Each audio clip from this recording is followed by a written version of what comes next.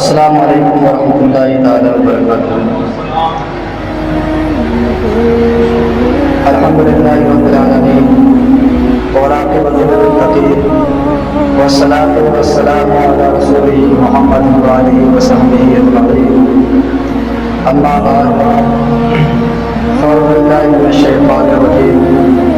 بسم اللہ الرحمن الرحیم۔ اقیموا الصلاۃ وآتوا الزکاۃ صدق اللہ العظیم وبلغنا رسوله النبی الکریم ونحن علی ذلک لمن الشاہدین والشاکرین والحمد للہ رب العالمین۔ محترم سامعین کرام، آئیے سب سے پہلے حضور نبی کریم علیہ السلام و تسلیم کی بارگاہ میں درود پاک کا نذرانہ عقیدت پیش کرنے والے بابا سے بلند اللہم محمد صلی اللہ علیہ وسلم محمد صلی اللہ علیہ وسلم صلی اللہ تعالی علیہ وسلم۔ یہ کھول دو سے نمازی اور آئیں گے سے نماز پڑھیں۔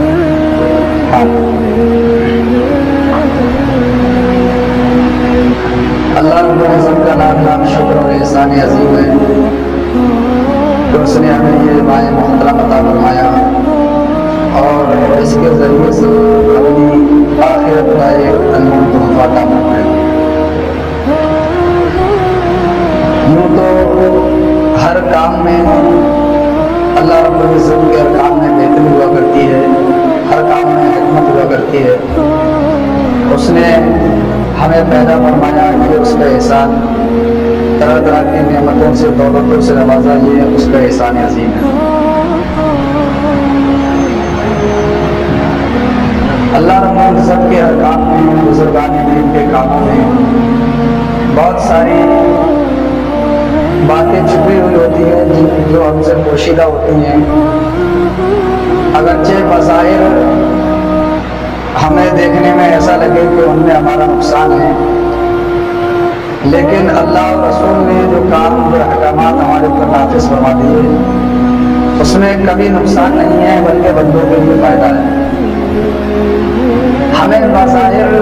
دیکھنے میں یہ لگ سکتا ہے کہ ہمارے لیے نقصان ہے، کیونکہ ہماری نظر اتنی صلاحیت رکھتی ہے کہ دیوار تک کا دیکھ سکے، ہماری بینائی اتنی تیز نہیں ہے کہ دیوار کے پار کا بھی دیکھ سکے، اور اللہ رب العزت نے جو احکامات نازل کی ہے، حضور نبی کریم علیہ الصلوۃ والتسلیم نے جو فرمان ہمیں ارشاد فرمائے ہیں، تو اللہ رب العزت کے نظر سے، اللہ رب العزت کی چشم سے کوئی پوشیدہ نہیں ہے۔ وہ جس طریقے سے ہر ذرہ اس کے سامنے موجود ہے، تمام کائنات کو دیکھتا ہے۔ حضور نبی کریم علیہ السلام و تسلیم نے ارشاد فرمایا کہ کائنات میرے سامنے ایسے ہے جیسے کہ میری ہتھیلی۔ تو ظاہر سی بات ہے جب انسان کے سامنے ہتھیلی ہو تو وہ پوری ہتھیلی کو، سامنے کی ہتھیلی کو مشاہدہ کر لیتا ہے۔ تو یہی وجہ ہے کہ کچھ احکامات ایسے ہو سکتے ہیں کہ ہمیں اگرچہ انہیں کرنے میں دشواری ہو، اگرچہ ان پر عمل کرنا مشکل ہو، لیکن وہ در حقیقت ہمارے لیے مشکل نہیں ہے، کیونکہ آج ہماری بچپنا ہے، آج ہماری جوانی ہے، بڑھاپے میں ہمارے ساتھ کیا ہوگی ہم نہیں جانتے ہیں، لیکن اللہ رب العزت جانتا ہے کہ تمہارے ساتھ کیا ہوگا، تو ہر کام تمہاری بہتری کے لیے اس نے فرمایا ہے۔ آیت کریمہ میں نے پڑھی تھی، اقیموا الصلاۃ وآتوا الزکاۃ، نماز قائم کرو اور زکات دو،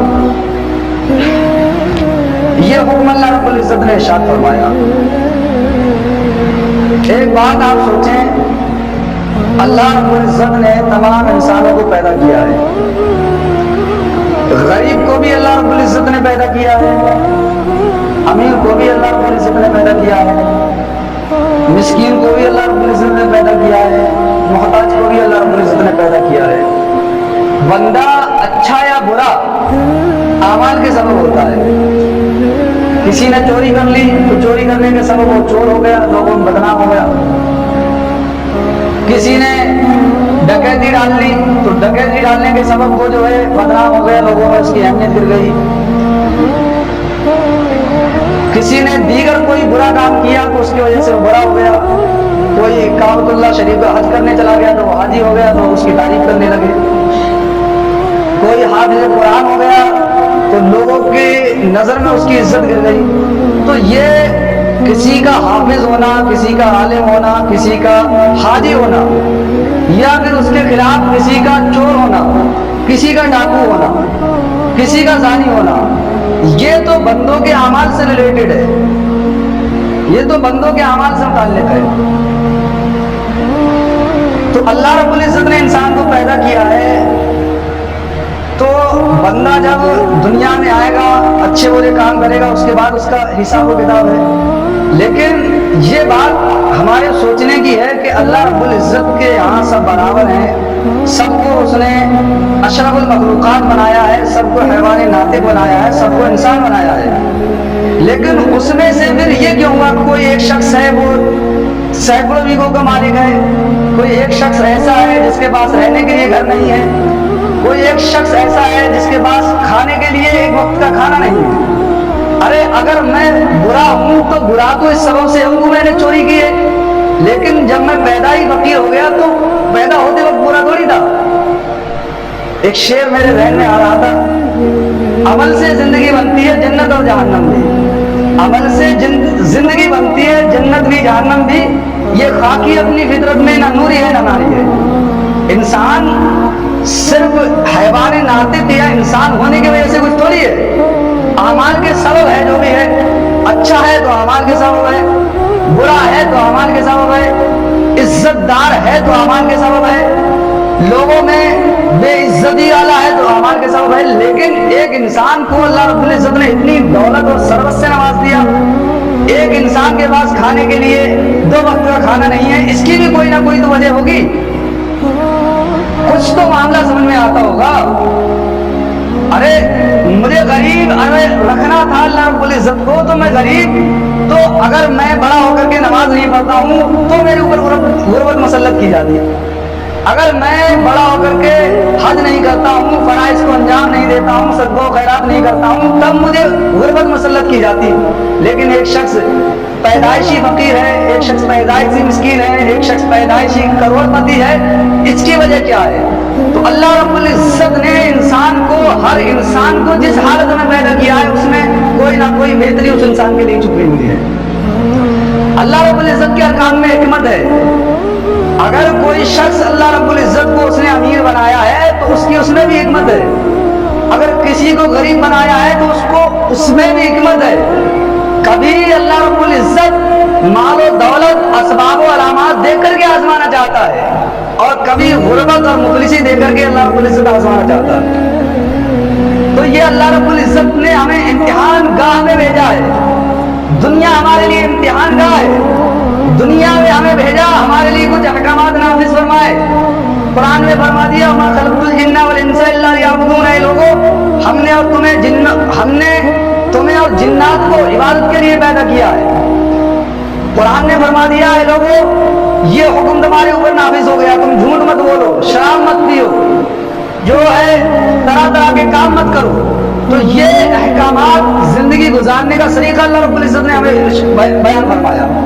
تو یہی وجہ ہے کہ اللہ رب العزت نے ایک شخص ایسا ہے کہ اسے بہت امیر بنا دیا،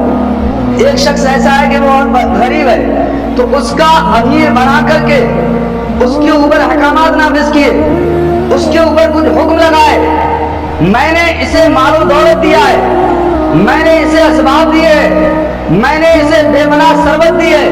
میں نے اسے بے پناہ دولت دی ہے، اسے اولاد سے نوازا ہے، اچھے اچھے مکانات سے نوازا ہے۔ اب دیکھتا ہوں کہ بے پناہ میری دولت کے لینے کے بعد یہ میری امیدوں پر کھرا اترتا ہے کہ نہیں، کہاں تک یہ میرا ساتھ دیتا ہے، کہاں تک میرے دین کے کام میں آتا ہے، کہاں تک حضور نبی کریم علیہ الصلوۃ والتسلیم کے دین کو فالو کرتا ہے۔ تو یہ مال کے سبب اس کی آزمائش ہے، اس کی علامت ہے، مال کے سبب آزمائش ہے۔ اب پیسہ مل گیا مجھے نہیں سماتا ہے، نماز نہیں پڑھے گا، پیسہ مل گیا اب آبے میں نہیں رہے گا، غریبوں کو حقارت کی نظر سے دیکھے گا، پیسہ مل گیا ایک دو بھائی ساتھ میں رہتے تھے، ساتھ میں کھیلے تھے، ساتھ میں کھانا کھایا کرتے تھے، غریب رہ گیا اسے ویلو نہیں دے گا، ویلو نہیں دے گا، دوسرے دوست بنائے گا ننگے لفنگے انہیں ویلو دے گا، وہ پیسے والے ہیں۔ تو یہ بھی اللہ رب العزت نے تمہارا امتحان لیا ہے، پیسے دے کر آزمایا ہے۔ ایک غریب ہے، اسے بھی آزمایا ہے، اسے بھی آزمایا ہے کہ میں جتنے تم ہسٹری سنو، اولیاء کرام کی تواریخ کو پڑھو، انبیاء کرام کی تواریخ کو پڑھو، ان کی ہسٹری کو پڑھو، ان کا اتہاس پڑھو، تو اکثر جو ہے غربت میں اور مفلسی میں انہوں نے زندگی گزاری ہے، اور غربت تو غربت، پھر اوپر سے انہیں امتحان لیے گئے، اوپر سے امتحان لیے گئے، کہیں کہا گیا گھر چھوڑ کر کے چلے جاؤ تو گھر چھوڑ کر کے چلے گئے، کہیں کہا گیا بھوکے رہو تو بھوکے رہے، کہیں کہا گیا اپنی اولاد کو قربان کرو تو قربان کیا۔ تو ان کا اس طریقے سے امتحان لیا ہم نے، انہیں غربت بھی دی، اور یہ بھی دیکھتے ہیں کہ کہاں تک یہ ہم پر ثابت قدم رہ سکتے ہیں۔ سیدنا ابراہیم علیہ السلام والتسلیم کو بڑھاپے کے عالم میں شاید 80 سال کی عمر میں ایک اولاد سے نوازا گیا۔ اب آپ اندازہ لگائیں، ایسا شخص جس کی 80 سال کی عمر میں جا کر کے ایک اولاد ہو تو اولاد کتنی عزیز ہوگی، کتنی اولاد عزیز ہوگی۔ ایک شخص شادی کے بعد سے تمنا کرتا ہے کہ میری اولاد ہو، میرے بچے ہوں۔ سیدنا ابراہیم علیہ السلام والتسلیم کو 80 سال کی عمر میں اولاد سے نوازا گیا۔ اس کے بعد امتحان لیا گیا کہ اس اولاد کو بھی حضرت حاجرہ کے ساتھ ایک بیابان جنگل میں چھوڑ جاؤ، بیابان جنگل میں چھوڑاؤ۔ تو سیدنا ابراہیم علیہ السلام والتسلیم سے یہ امتحان لیا گیا کہ میرا بندہ کہاں تک میرے فرمان پر، میری آزمائش پر کھڑا اترتا ہے اور کہاں تک میرا ساتھ دیتا ہے۔ تو حضرت سیدنا ابراہیم علیہ السلام والتسلیم نے اس اولاد کو جو 80 سال کی عمر میں جا کر کے ہوئی، حضرت حاجرہ کے ساتھ ایک بیابان جنگل میں چھوڑ کر کے حضرت اسماعیل علیہ السلام والتسلیم کو تنہا گئے۔ تو دونوں طریقے کے لوگوں کو اللہ رب العزت نے پیدا فرمایا ہے،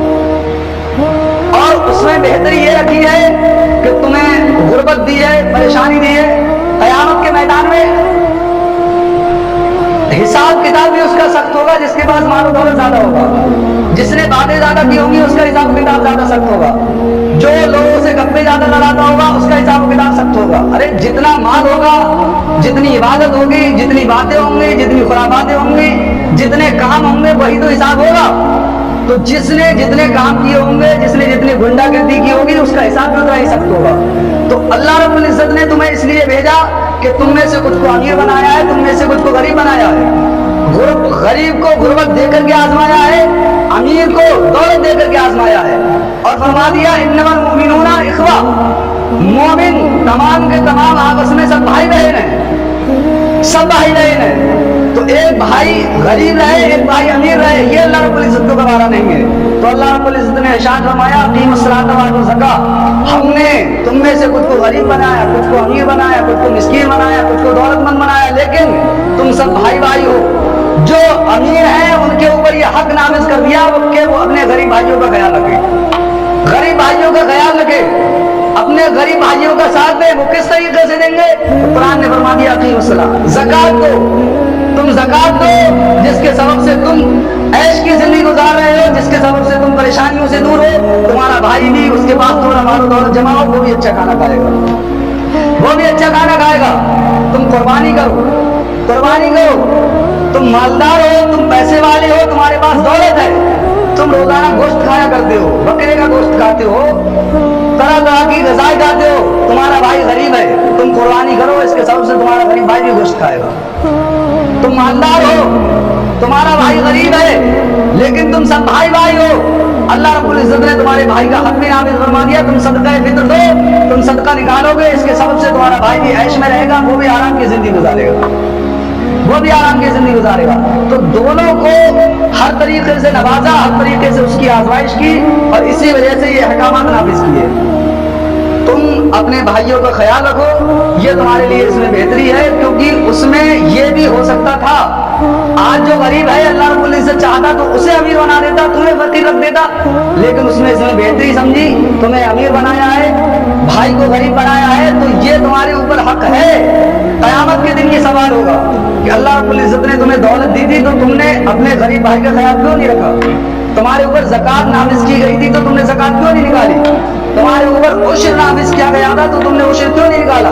تمہارے اوپر صدقہ فطر واجب کیا گیا تھا تو تم نے صدقہ فطر ادا کیوں نہیں کیا؟ یہ تمام سوالات قیامت کے دن اللہ رب العزت بندوں سے فرمائے۔ زکات کے بارے میں آیا ہے حدیث پاک میں، پہلی بات تو زکات ہے کن لوگوں کے اوپر فرض ہے؟ تو وہ شخص جس کے پاس 7.5 تولہ سونا ہو یا 52.5 تولہ چاندی یا اتنا پیسہ جو ان دونوں میں سے کسی ایک کی مقدار کو پہنچ جائے، یا تھوڑا سونا ہے، تھوڑا چاندی ہے، تھوڑا پیسہ ہے، تینوں ملا کر کے ایک کی مقدار کو پہنچ جائے، تو وہ شخص مال کے نصاب ہے، اس پر زکوٰۃ دینا واجب ہے، اس پر زکوٰۃ دینا فرض ہے۔ تو ایسے ہم میں سے 90-95% لوگ ایسے ہیں، ہر کسی کے گھر میں زیورات ہیں، ہر کسی کے گھر میں سونے کی ایک آدھ ٹوم ہے۔ اب کوئی شخص ایسا ہے جس کے گھر میں 2 تولہ سونا ہے اور تھوڑی سی چاندی ہے، 1 انگوٹھی چاندی کی ہے، تو سونا ملائے گا اور ادھر یہ چاندی کا وزن ملائے گا، تو سونے کا جو وزن ہے وہ ملا کر کے چاندی کے نصاب کو بیٹھ جائے گا۔ تو تقریباً 90 یا 95% لوگ ایسے بیٹھیں گے جن کے اوپر زکوٰۃ فرض ہے، انہیں زکوٰۃ دینا ضروری ہے، اور زکوٰۃ نہیں دیتے ہیں ان کے بارے میں سنو حدیث پاک۔ حضور نبی کریم علیہ الصلوۃ والتسلیم نے ارشاد فرمایا، جو شخص زکوٰۃ نہیں دیتے ہیں، زکوٰۃ نہیں دیتے ہیں، قیامت کے دن ان کا وہ مال ایک گنجے سانپ کی صورت میں، گنجے سانپ کی شکل میں آئے گا اور ان کے گلے میں آ کر کے لپٹ جائے گا، گلے میں آ کر کے ہار کی طرح لپٹ جائے گا، اور ان سے کہے گا میں تمہارا وہی مال ہوں دنیا میں جس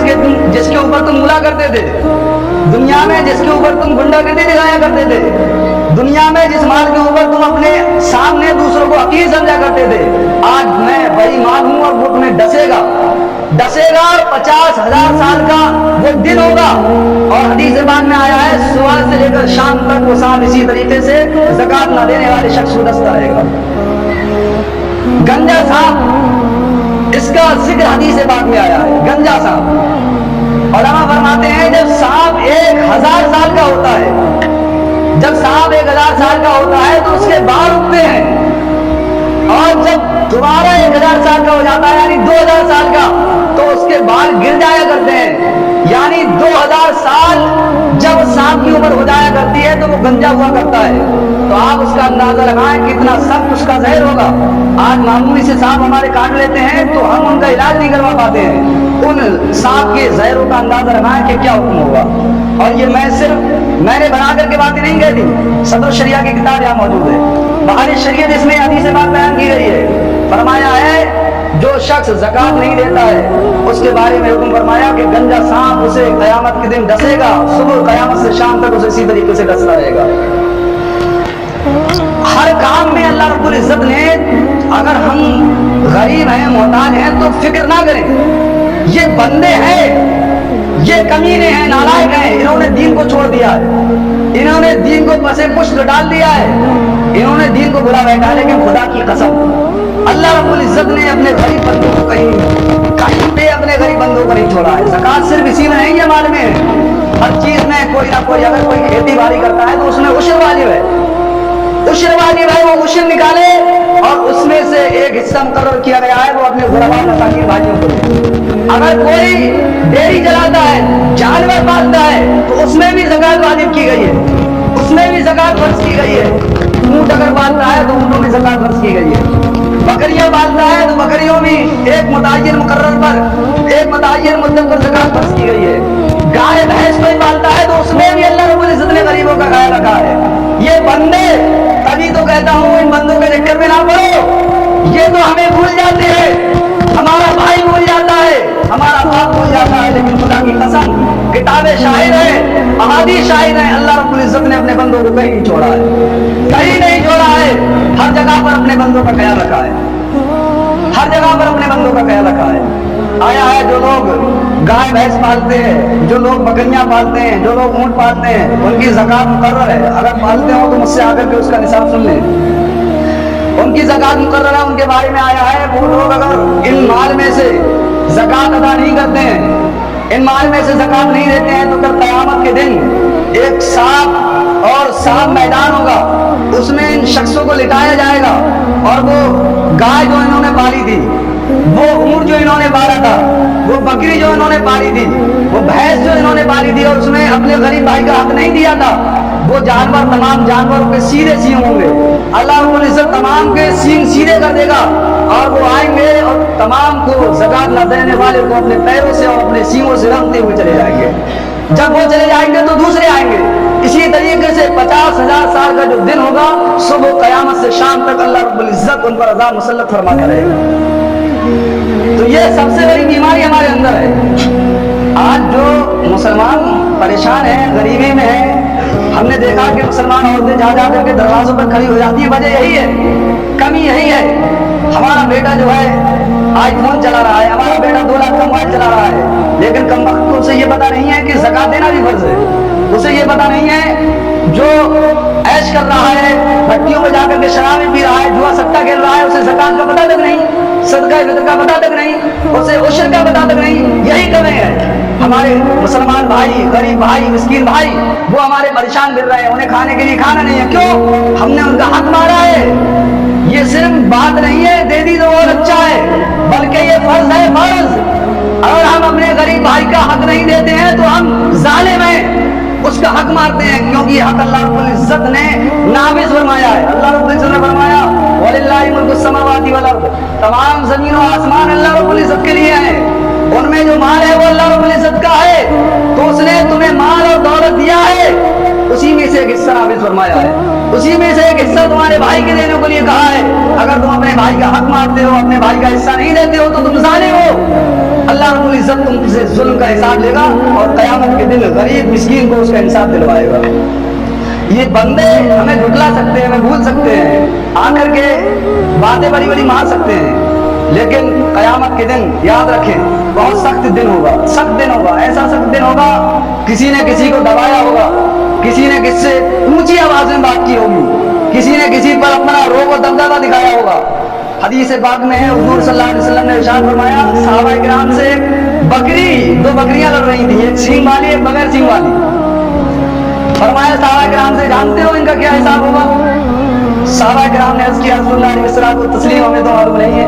فرمایا جو سینگ والی بکری بغیر سینگ والی بکری کو مار رہی ہے، قیامت کے دن بغیر سینگ والی بکری کو بھی اللہ رب العزت انصاف دلوائے گا، اس بکری کو بھی انصاف دلوائے گا۔ وہ لوگ اندازہ لگائیں جو غریبوں کا آرے کے تو زکات ہے، یہ تو قرض ہے ہی، لیکن ایسے کتنے بدبخت ہیں جو اپنے پیسے کے نشے میں، اپنے مال و دولت کے نشے میں غریب کا حق ہڑپ لیتے ہیں، اس کے پیسے مار جاتے ہیں، اس کی مال و دولت قبضانا چاہتے ہیں۔ وہ کبھی بھی اللہ رب العزت کی پکڑ سے بچ نہیں سکتے، کبھی نہیں بچ سکتے، کیونکہ یہ اللہ رب العزت نے صاف الفاظ میں قرآن مقدس میں اس کا حکم نازل فرما دیا۔ تو یہ زکات ہے،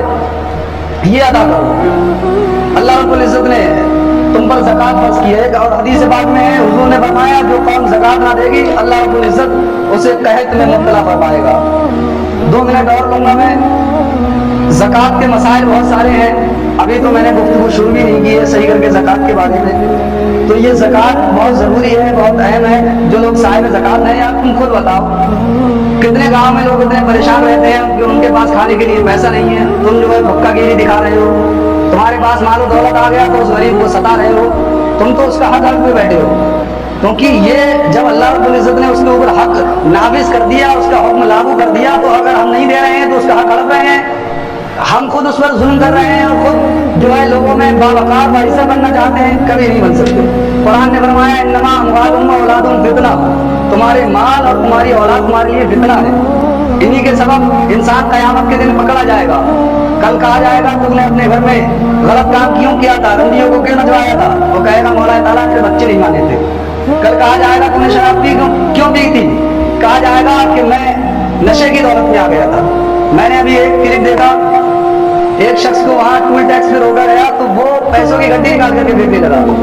اس سے کہا ٹول ٹیکس کٹواؤ تو کہہ رہا پیسہ پیسہ، اتنا آدمی بے شرم ہو جاتا ہے، اتنی جو ہے پیسے کا نشہ اسے چل جاتا ہے۔